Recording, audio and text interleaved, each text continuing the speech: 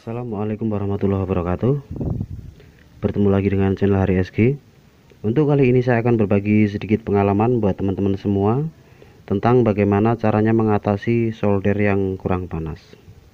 Oke teman-teman, kita langsung coba colokkan. Jadi permasalahan di sini adalah seperti ini teman-teman ya. Di sini saya memiliki dua jenis timah atau tenol. Yang satunya merek Paragon dan satunya merek Shinseki. Ini kualitasnya berbeda seperti yang sudah saya upload beberapa bulan yang lalu ya. Jadi solder ini saya tancapkan di arus 220 AC, arus PLN ya teman-teman ya.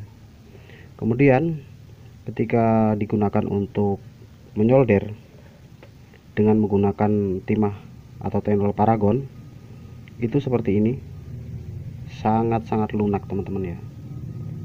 Saya fokuskan dulu, sangat-sangat lunak seperti itu. Oke, kemudian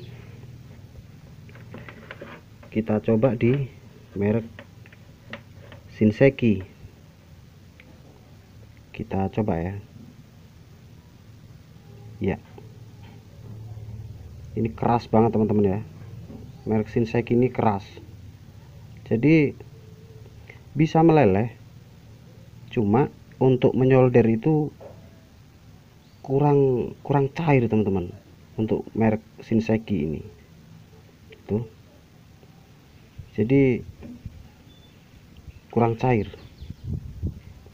Beda dengan Paragonnya, langsung amblas ini tuh, jadi beda sekali.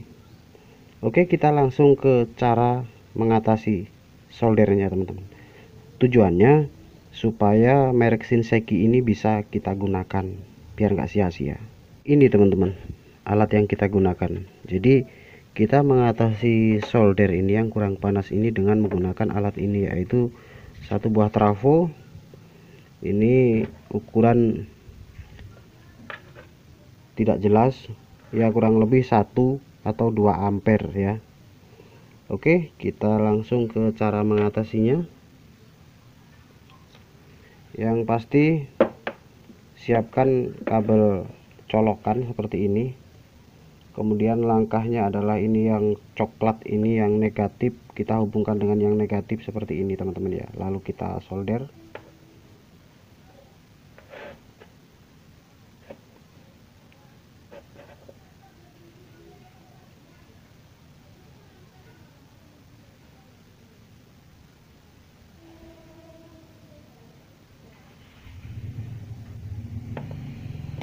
Kemudian yang warna biru dapat warna biru yang positif, ini artinya ya positif dapat positif.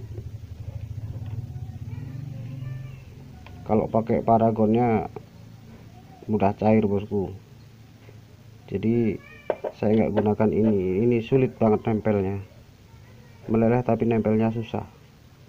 Sekarang kita hubungkan yang positif dengan positif seperti ini. Kemudian langkah selanjutnya adalah kita tes teman-teman. Ini arus keluarnya, outputnya berapa, kita cek ya. Kita colokkan kabelnya, ini kita colokkan seperti ini. Kemudian langkah selanjutnya adalah kita tes untuk outputnya berapa. Kita pasangkan avometer, kemudian diarahkan ke arus AC yang 50 volt ya teman-teman. Karena outputnya ini kecil, kita taruh di 50 volt.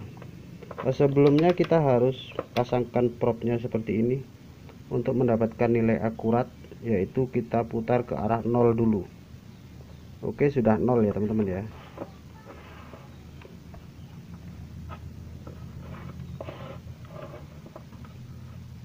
Oke, di angka 0. Kemudian selanjutnya kita arahkan ke 50 volt AC, karena ini belum DC ya teman-teman, belum ada dioda dan kapasitor. Sekarang kita cek berapa arus outputnya ini. Ini arus positifnya di kabel hijau ini, kemudian negatifnya di hitam. Oke, jarum bergerak itu menunjukkan angka 8 volt teman-teman ya, angka 8 volt. Kemudian hijau yang input kita coba sama, angkanya 8 volt. Oke, angkanya 8 volt. Oke, sudah jelas arus keluarnya adalah 8 volt. Kemudian di sini akan saya kasih catatan teman-teman ya. Jadi arus yang kita pakai adalah itu PLN ya, PLN 220 AC. Oke, ini yang kita pakai, ini PLN 220 AC. Kemudian nanti hasilnya berapa kita cek teman-teman ya. Kita tadi ukur outputnya, ini kabel hijau out ya, out ini adalah 8 volt. Oke, kemudian sekarang kita rakit. Untuk cara merakitnya teman-teman ya, cara merakitnya seperti ini. Jadi untuk keluaran dari trafo ini ada dua, biasanya kanan kiri, biasanya kanan kiri, kiri kanan gitu, gini kan. Tapi ini berjejer, tapi juga kanan kiri teman-teman. Oke, jadi kita ambil output yang ini, kita balikkan ke arus AC seperti ini, kita dapatkan yang positif. Jadi 8 volt yang masuk ke trafo ini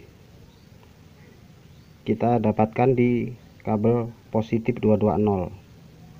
Kita solder seperti ini.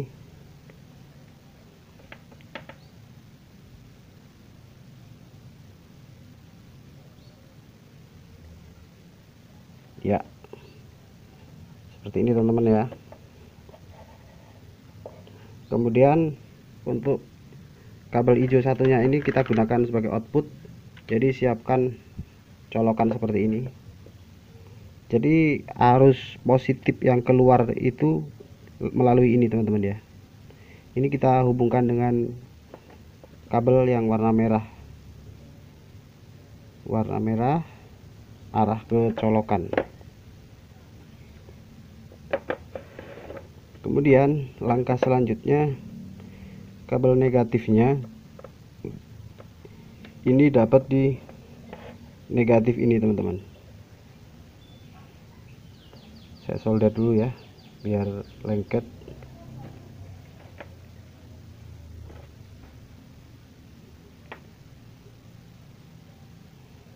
Jadi buat teman-teman yang baru aja gabung, jangan lupa untuk subscribe. Dan untuk yang masih belum paham, bisa tanya-tanya di kolom komentar.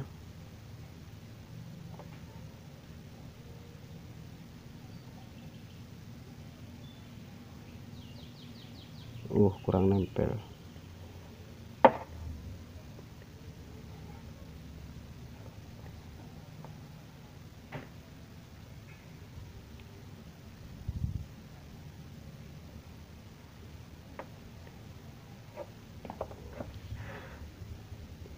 Oke, seperti ini teman-teman rangkaiannya ya. Semoga ini cukup jelas. Jadi saya dekatkan dulu biar jelas. Mungkin bisa di screenshot seperti ini. Jadi ini negatifnya, ini positifnya. Oke teman-teman, Di positif ini masuk ke kabel hijau ini juga, terus keluar ke sini, ke colokan ini. Oke, sebelum kita ngetes ya teman-teman, sekarang kita plester dulu karena di sini voltasenya pasti naik.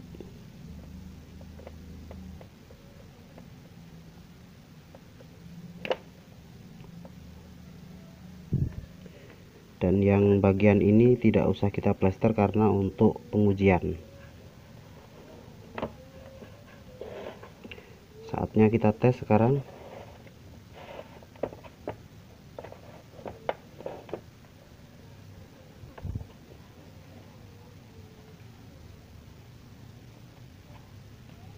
Ya, hati-hati karena ini nyetrum teman-teman ya.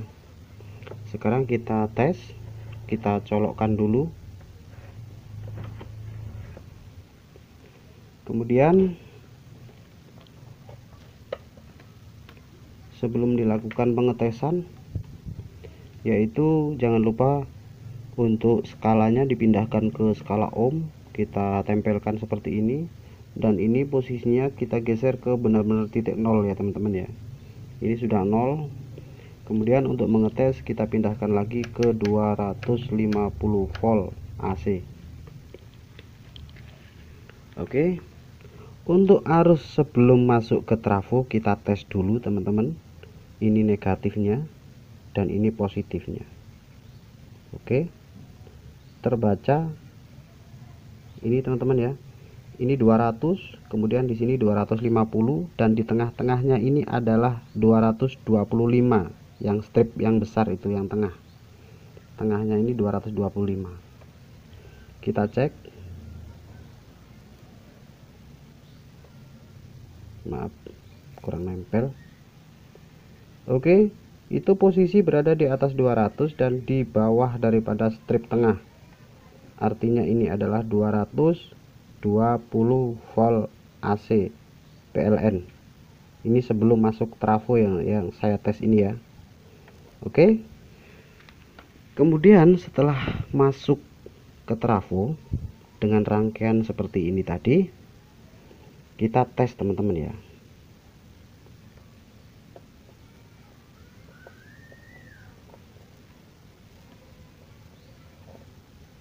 Ya, oke, kelihatan voltasnya naik menjadi 230 volt. Ini kurang nempel ini, kelihatan ya, maaf ya, kelihatan. Sekarang menjadi di atas strip tengah, artinya strip tengah itu 225 dan ini di atasnya menjadi 230 volt AC. Harusnya naik teman-teman, jadi naik 10 volt. Oke, semoga cukup jelas. Kemudian sekarang kita tes untuk dipakai untuk nyolder. Oke teman-teman,